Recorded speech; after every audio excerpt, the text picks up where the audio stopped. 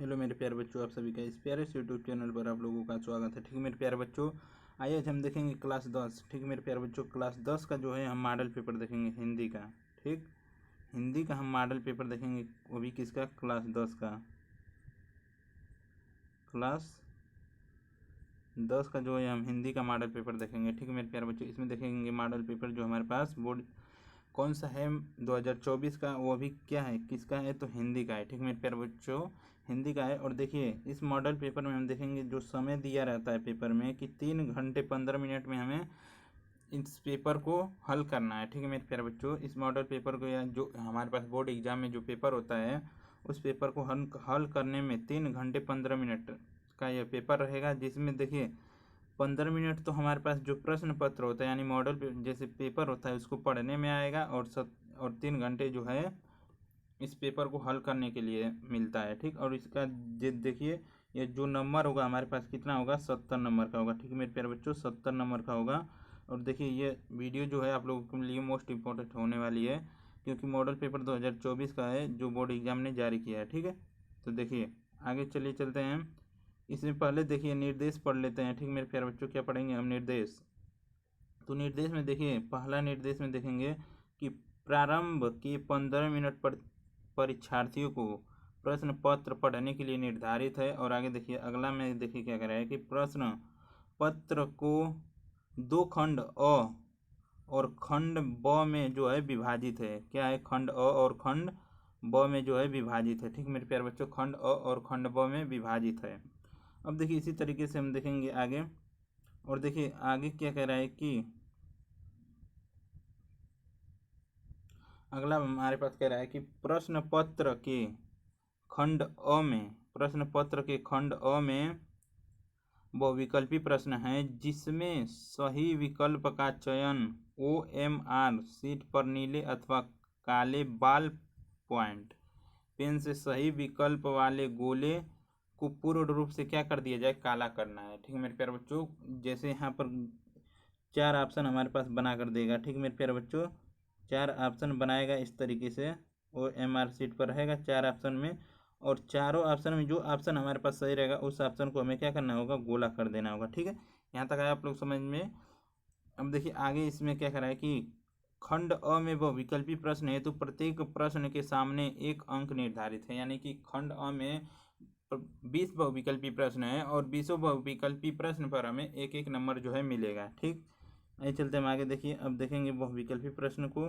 और देखिए प्रत्येक आगे दे रखा है कि प्रत्येक प्रश्न के सम्मुख उसके निर्धारित अंक दिए गए हैं। अब देखिए आगे चलते हैं। ठीक है मेरे प्यारे बच्चों, देखेंगे बहुविकल्पी प्रश्न। ठीक, तो देखिए बहुविकल्पी प्रश्न में हम देखेंगे कि यशपाल की रचना है। प्रश्न 1 देख लीजिए, यहाँ पर 1 डाल लीजिएगा। ठीक है मेरे प्यारे बच्चों, 1 कि यशपाल की रचना है, तो ऑप्शन ए में देखिए दे रखा है झूठा सच, ऑप्शन बी गोदान, और ऑप्शन सी कलम का सिपाही, और ऑप्शन डी है हमारे पास तितली। ठीक है मेरे प्यारे बच्चों, ऑप्शन डी है हमारे पास तितली।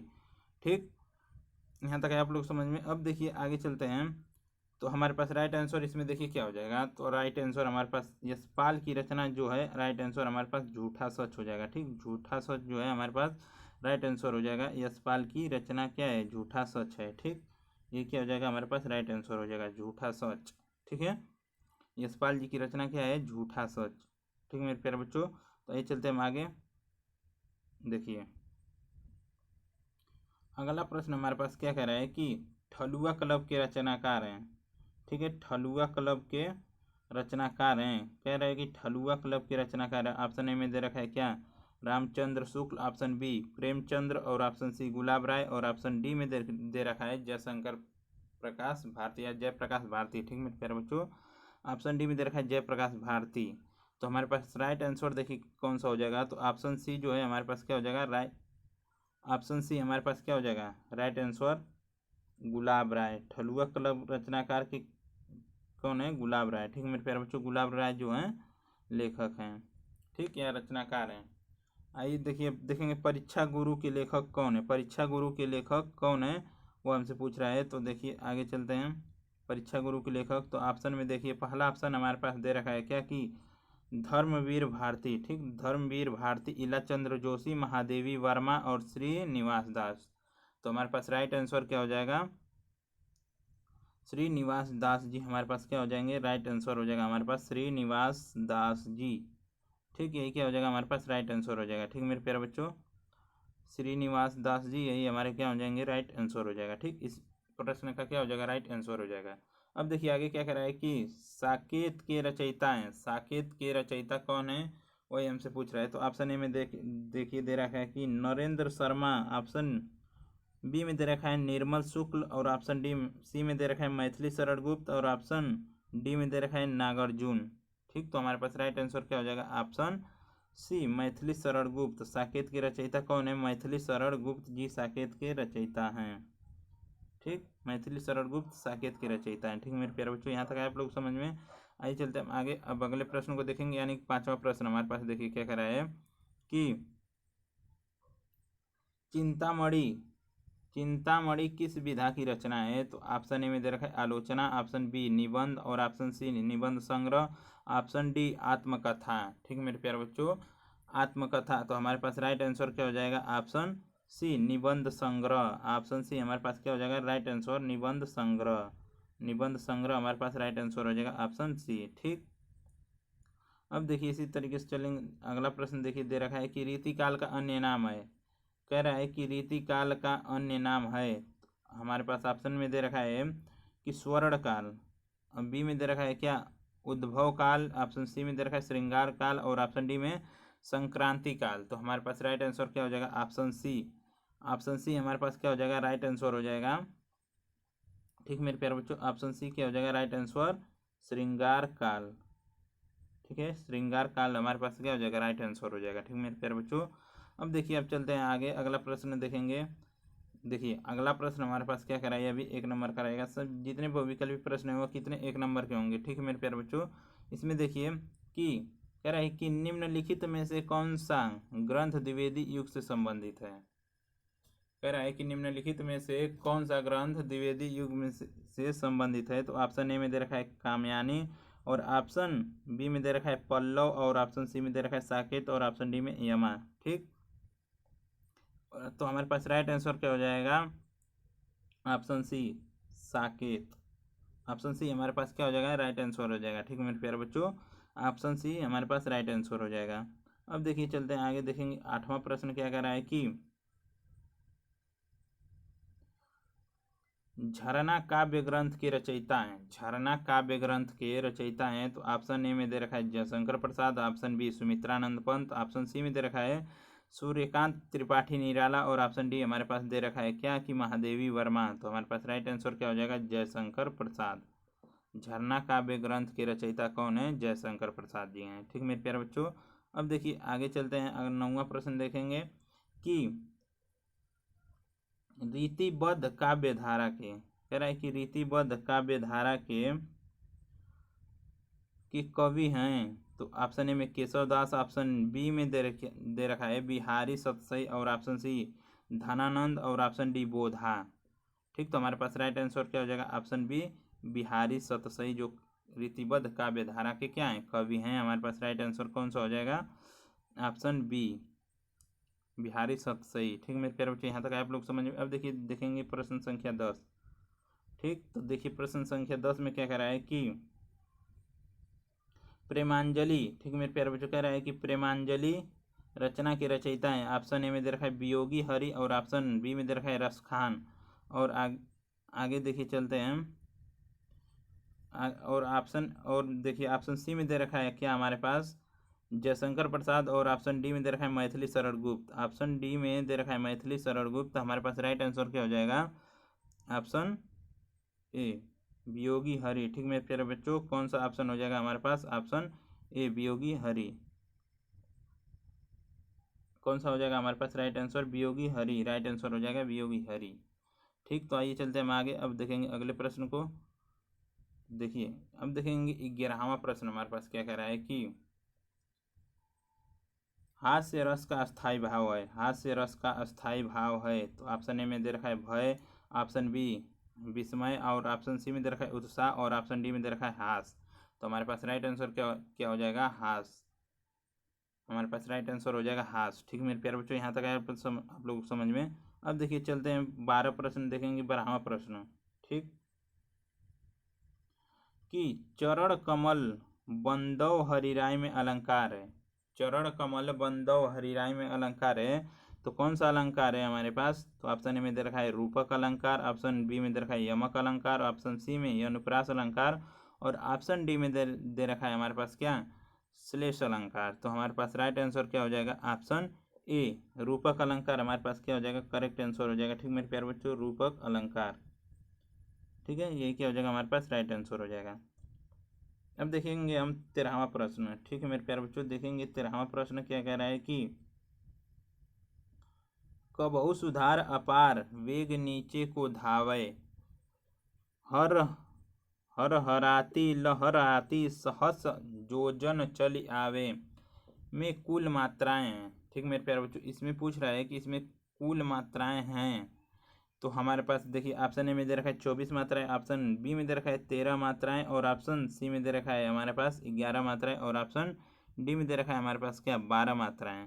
ठीक मेरे प्यारे बच्चों, तो हमारे पास ऑप्शन ए क्या हो जाएगा करेक्ट आंसर। इसमें क्या है, 24 मात्राएं हैं। ठीक है, इस पूरी पंक्ति में 24 मात्राएं हैं। ठीक मेरे प्यारे बच्चों, ये क्या हो जाएगा हमारे पास राइट आंसर हो जाएगा। अब देखिए चलते हैं हम आगे 14वां प्रश्न देखेंगे कि निर्जीव शब्द का उपसर्ग है। ठीक है मेरे प्यारे बच्चों, निर्जीव शब्द का उपसर्ग है, तो देखिए कौन सा ऑप्शन दे रखा है इसमें। तो ऑप्शन ए में देखिए दे रखा है क्या, कि ऑप्शन ए निर, देखिए, और ऑप्शन यहाँ पर देखिए नी दे रखा है, और ऑप्शन सी में दे रखा है नी, और यहाँ पर देखिए न दे रखा है। तो इसको आप क्या कर लीजिए, निर लिख लीजिएगा। ठीक है मेरे प्यारे बच्चों, यह वाला नीर लिख लीजिएगा, ऑप्शन ए में यही नीर रहेगा। ठीक है, तो हमारे पास डी जो है हमारे पास क्या हो जाएगा, करेक्ट आंसर हो जाएगा। जो उपसर्ग होता है वह क्या होता है, नीर होता है। निर्जीव का उपसर्ग क्या होगा, नीर होगा। ठीक है, यही क्या हो जाएगा हमारे पास राइट आंसर हो जाएगा। ठीक है मेरे प्यारे बच्चों, अब देखिए आगे चलते हैं, अगला प्रश्न देखेंगे। प्रश्न संख्या 15। कौन सा हम प्रश्न देखेंगे, प्रश्न संख्या 15। ठीक, तो देखिए प्रश्न संख्या 15 में क्या कह रहा है कि कठिनाई शब्द में किस प्रत्यय का प्रयोग हुआ है, प्रत्यय। ठीक मेरे प्यारे बच्चों, प्रत्यय यानी कि प्रत्यय का मतलब क्या है कि हम उसको बाद में लिखेंगे, यानी बाद में कोई शब्द जोड़कर उसका कोई शब्द बनाया गया हो। ठीक है, उसका देखिए कठिनाई में, तो यहाँ पर कठिन, इसको कठिन पढ़ेंगे और इसमें आई जोड़ देंगे, तो ऑप्शन ए में दे रखा है आई, और ऑप्शन बी में ई दे रखा है, और ऑप्शन सी में नाई, और ऑप्शन डी में दे रखा है कट।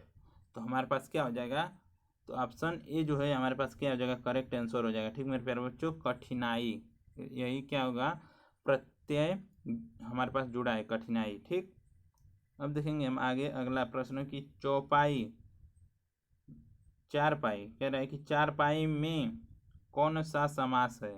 ठीक मेरे प्यारे बच्चों, चारपाई में कह रहा है कि कौन सा समास है, तो ऑप्शन ए में दे रखा है द्विगु समास, ऑप्शन बी में दे रखा है द्वंद्व समास, तो हम ऑप्शन सी दे रखा है कर्मधारय समास, और ऑप्शन डी में है बहुव्रीहि समास। ठीक, तो हमारे पास राइट आंसर क्या हो जाएगा, ऑप्शन ए द्विगु समास, क्योंकि यहाँ पर देखिए चार पाई यानी कि चार पाँव का समूह, इसका अगर हम विस्तार करें चार पाई, तो यह क्या हो जाएगा, चार पाँव का समूह। ठीक मेरे प्यारे बच्चों, देखिए चार पाँव का क्या हो जाएगा, समूह। ठीक, तो हमारे पास द्विगु समास होगा, इसका अलग से अर्थ निकलेगा, यानी कि देखिए द्विगु समास पहचानने का आप लोग ट्रिक जान लीजिए कि वहाँ पर क्या होगा कि अंक, यानी 1 से 9 तक आप लोग जानते हैं कि अंक होते हैं। ठीक, तो यानी कि 1 2 3 4 5 6 7 8 9, ये क्या होंगे, सभी अंक होंगे, तो आप लोग जान जाइएगा कि वह क्या है, द्विगु समास है। ठीक मेरे प्यारे बच्चों, यहाँ तक आप लोग समझ में। आइए चलते हम आगे, अब देखेंगे आगे कि अगला हमारे पास प्रश्न क्या कर रहा है कि आँख का तत्सम रूप है, आँख का तत्सम रूप है, तो कौन सा है। ऑप्शन में देखिए ऑप्शन ए दे रखा है अच्छी, ऑप्शन बी में दे रखा है आँखी, और ऑप्शन सी में दे रखा है रात्रि, और ऑप्शन डी में दे रखा है क्षीर। तो हमारे पास राइट आंसर क्या हो जाएगा, ऑप्शन ए अच्छी जो है हमारे पास राइट आंसर हो जाएगा, अच्छी हमारे पास राइट आंसर हो जाएगा। ठीक है मेरे प्यारे बच्चों, ये क्या हो जाएगा हमारे पास राइट आंसर। अब देखिए चलते हैं हम आगे, देखेंगे 18वां प्रश्न की प्रश्न में देखिए क्या कह रहा है कि स्वागतम का संधि विच्छेद है, तो ऑप्शन ए में दे रखा है स्वा प्लस आगतम, और ऑप्शन बी में दे रखा है सु प्लस आगतम, और ऑप्शन सी में सु प्लस वागतम और स प्लस वागतम। तो हमारे पास राइट आंसर क्या हो जाएगा? Option B. ऑप्शन बी जो है हमारे पास करेक्ट आंसर हो जाएगा। देखिए इसका संधि विच्छेद क्या होगा? स्वागतम का सु प्लस आगतम। ठीक, यहाँ तक आप लोग समझ में। अब देखिए आगे चलते हैं तो देखेंगे अगला प्रश्न, यानी कि 19वां प्रश्न हमारे पास क्या है कि फल शब्द की चतुर्थी विभक्ति एक वचन में क्या रूप होता है? तो ऑप्शन ए में दे रखा है फलाय, ऑप्शन बी में दे रखा है फलेशु, और ऑप्शन सी में दे रखा है फलाभ्याम, और ऑप्शन डी में क्या है? फलेभ्य। तो हमारे पास राइट आंसर क्या हो जाएगा? Option A fly. क्या होता है? ऑप्शन ए फलाय होगा। ठीक, यही क्या हो जाएगा हमारे पास? राइट आंसर हो जाएगा ऑप्शन ए। ठीक मेरे प्यारे बच्चों, देखिए यहाँ तक आए आप लोग समझ में। अब देखेंगे हम 20वां प्रश्न। तो 20वां प्रश्न क्या कह रहा है कि अपठाव पठ धातु का रूप होता है। अपठाव पठ धातु का रूप होता है। तो देखिए ऑप्शन ए में दे रखा है लट लकार मध्यम पुरुष द्विवचन में, और देखिए लिट लकार मध्यम पुरुष एक वचन में, और ऑप्शन सी में दे रखा है विधिलिंग लकार मध्यम पुरुष बहुवचन में, और ऑप्शन डी दे रखा है लड लकार उत्तम पुरुष द्विवचन में। तो हमारे पास राइट आंसर क्या हो जाएगा? Option D. ऑप्शन डी जो है हमारे पास क्या हो जाएगा? करेक्ट आंसर हो जाएगा लड लकार उत्तम पुरुष द्विवचन में। ठीक, यही क्या हो जाएगा हमारे पास? राइट आंसर हो जाएगा। ठीक है मेरे प्यारे बच्चों, यहाँ तक आप लोग समझ में। आइए चलते हम आगे, अगला प्रश्न देखेंगे।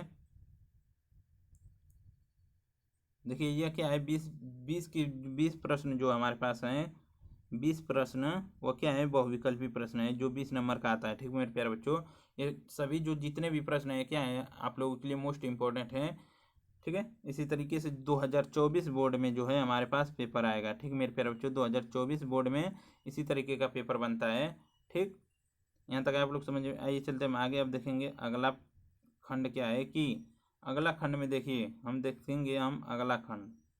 ठीक मेरे प्यारे बच्चों, कि कह रहा है कि वर्णात्मक खंड व में है वर्णात्मक प्रश्न। तो देखिए यहाँ से 21 प्रश्न क्या चालू होता है कि निम्नलिखित पद्यांश पर आधारित दिए गए 3 प्रश्नों के उत्तर दीजिए।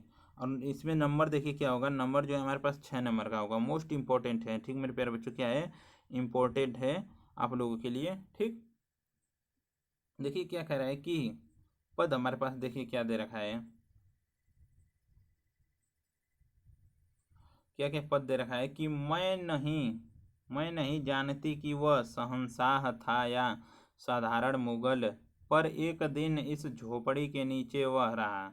मैंने सुना था कि वह मेरा घर बनवाने की आज्ञा दे चुका था। मैंने आजीवन अपनी झोपड़ी खुदवाने के डर से भयभीत रही। भगवान ने सुन लिया। मैं आज ही इसे छोड़ जाती हूँ। अब तुम इसका मकान बनवाओ या महल, मैं अपने चिर विश्राम गृह में जाती हूँ। ठीक मेरे प्यारे बच्चों, क्या कह रही है? तो इसमें देखिए प्रश्न क्या क्या पूछ रहा है कि उपयुक्त गद्यांश। ठीक मेरे प्यारे बच्चों, उपयुक्त गद्यांश का संदर्भ लिखिए, और इसमें क्या कर रहा है? गद्यांश में रेखांकित अंश की व्याख्या कीजिए। जो रेखांकित अंश है इसमें देखिए यहाँ पर रेखांकित अंश जो हुआ है हमारे पास, यह देखिए रेखा से जो रेखांकित अंश हुआ है उसका क्या कर रहा है कि व्याख्या करने को कह रहा है। ठीक, अब देखिए हम चलते हैं आगे व्याख्या करने को, और इसमें देखिए क्या कह रहा है कि आजीवन भयभीत रहने का कारण लिखिए। आजीवन भयभीत रहने का कारण भी हमसे इसमें प्रश्न में पूछ रहा है।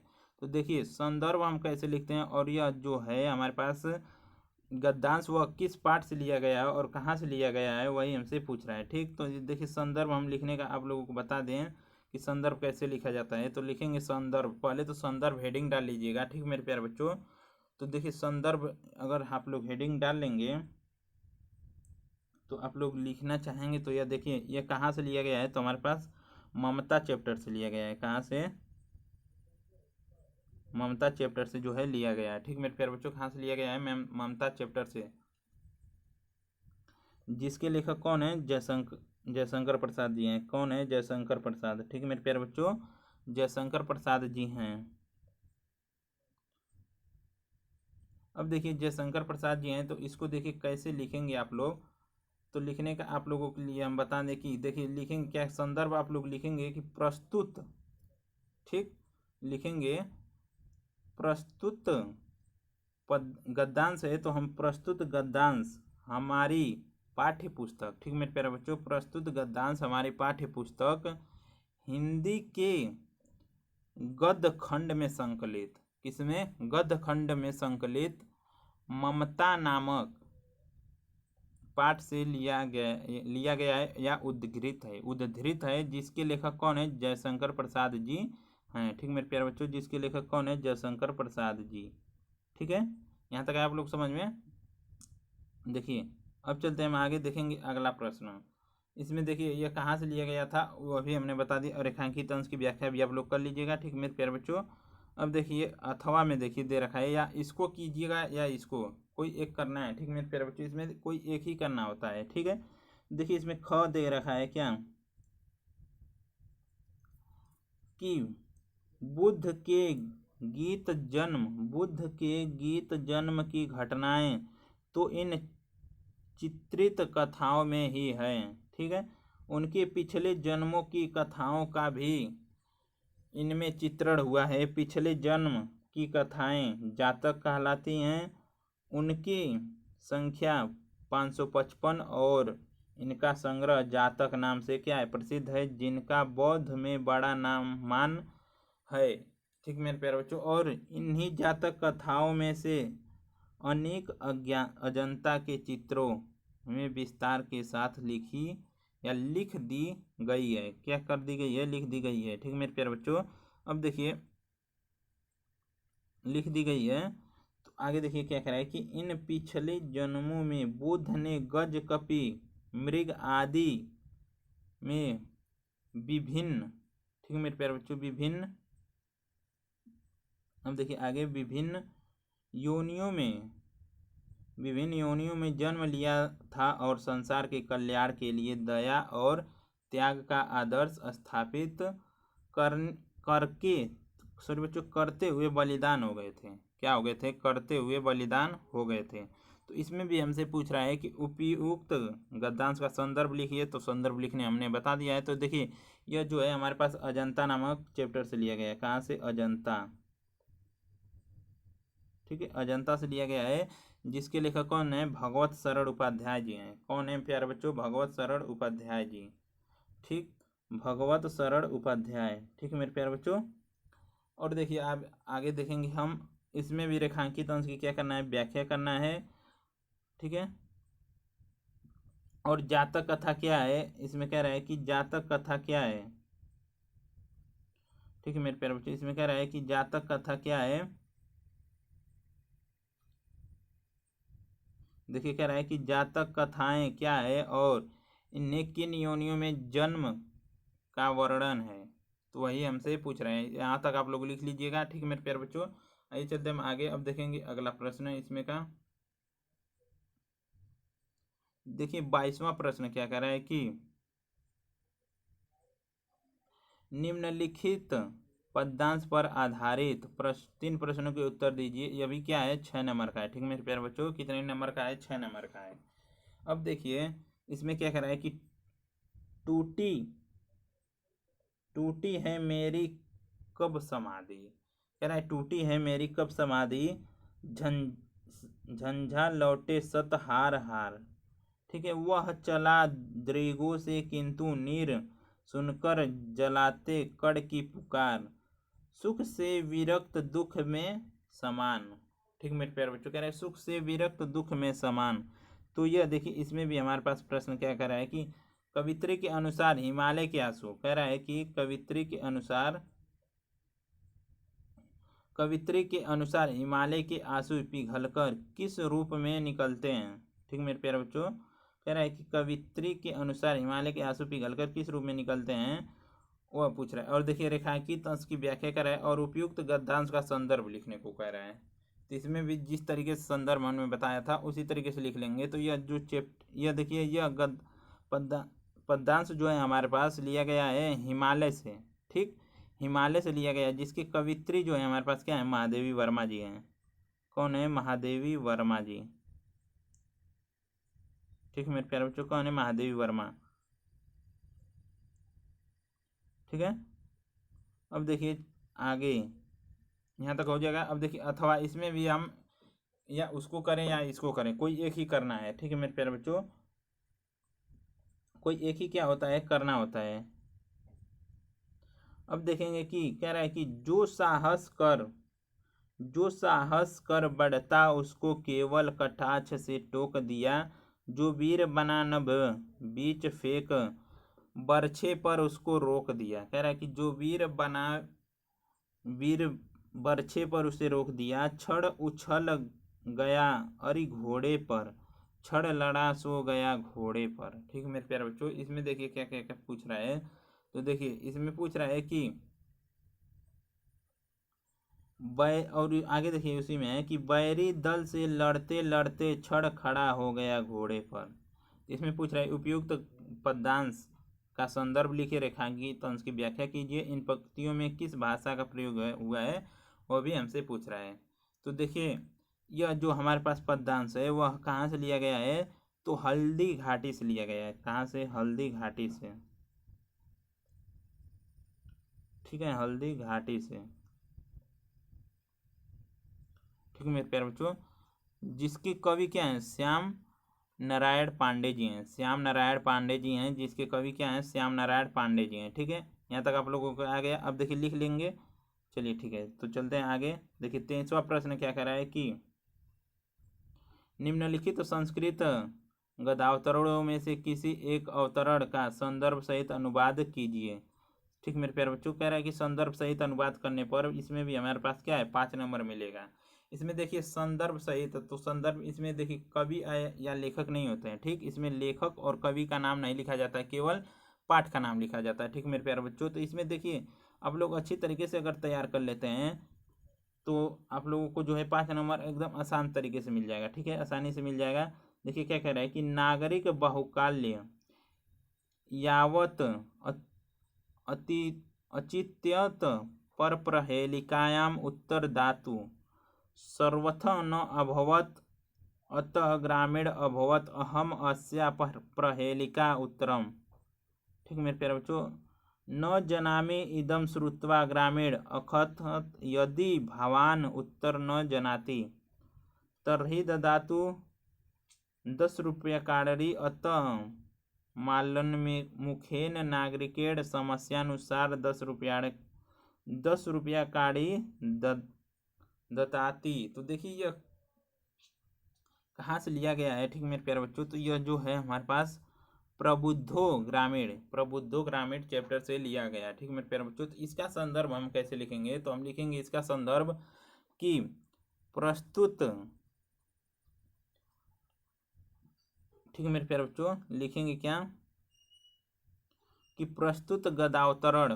ठीक है मेरे प्यारे बच्चों, लिखेंगे प्रस्तुत गद्यावतरण हमारी पाठ्य पुस्तक हिंदी के संस्कृत खंड में संकलित प्रबुद्धो ग्रामीण पाठ से क्या है, उद्धृत है। ठीक है, और इसमें आप लोग लिख लीजिएगा इसका भी अर्थ। ठीक है मेरे प्यारे बच्चों, अब देखिए इसका भी अर्थ लिख लीजिएगा। और देखिए हमारे पास इसमें अथवा करके पूछता है ख,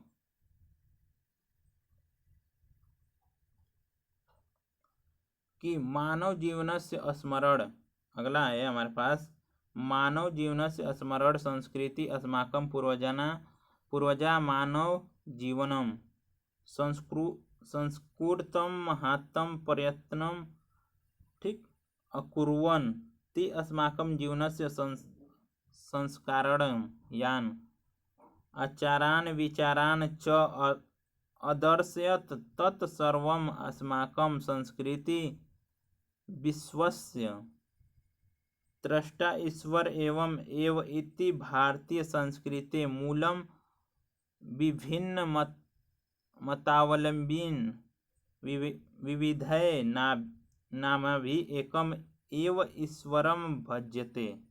ठीक मेरे प्यारे बच्चों, तो देखिए यह जो हमारे पास कहाँ से लिया गया है,